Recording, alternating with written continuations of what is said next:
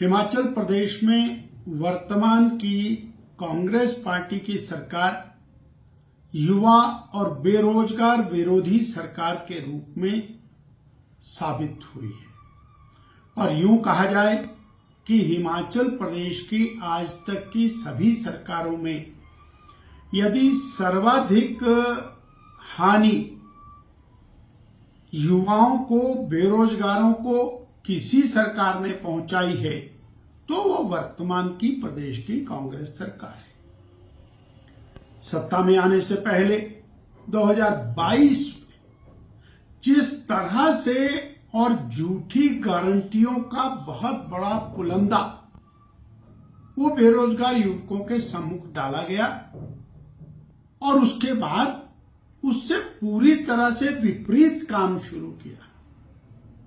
2022 में सत्ता में आने के लिए बेरोजगारों को अपनी ओर आकर्षित करने के लिए राष्ट्रीय स्तर से कांग्रेस पार्टी के नेता हिमाचल प्रदेश में आए और उन्होंने कैटेगरिकली घोषणा की, वीडियोस जारी किए, भाषणों में कहा कि कांग्रेस पार्टी की सरकार हिमाचल प्रदेश में बनते ही पहली कैबिनेट में 1 लाख सरकारी नौकरियां दी गई, 67,000 पद रिक्त हैं, 33,000 पद सृजित किए जाएंगे और 5 लाख रोजगार दिए जाएंगे। परंतु सरकार आ गई कांग्रेस की, उसके विपरीत काम हुआ। नौकरी देने वाला संस्थान बंद हो गया, कमीशन की नौकरियां बंद हो गई। पिछले 3 साल के अंदर एक भी रेगुलर भर्ती का प्रावधान नहीं हुआ है। आउटसोर्स भर्तियां बंद हो गई और एक नए कुछ फॉर्मूले निकाले और वो फॉर्मूले भी एग्जीक्यूट नहीं किए।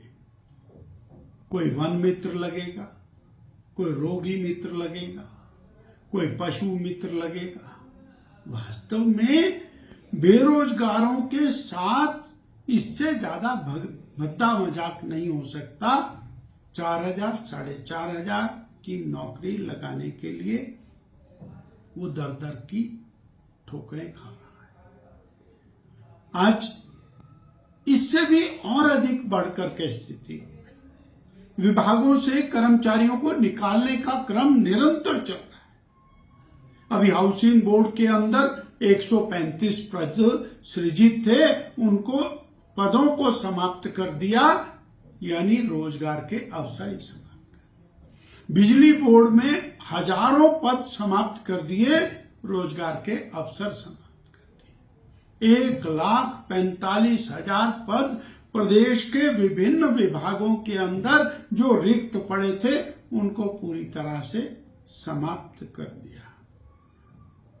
शिमला यूनिवर्सिटी के अंदर अभी अनेक लोगों के पदों को समाप्त कर दिया और बहुत सारे लगे हुए कर्मचारी उनको बाहर निकाल दिया। 2000 स्कूल बंद किए गए।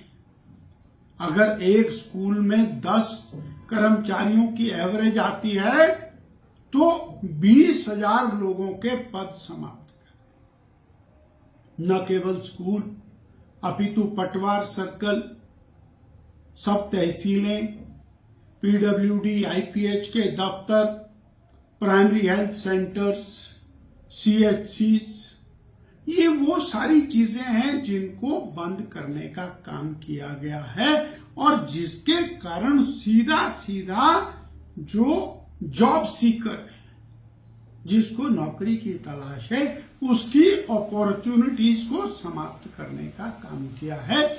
ये बेरोजगार विरोधी, युवा विरोधी सरकार है। इसने ये बात पूरी तरह से साबित की।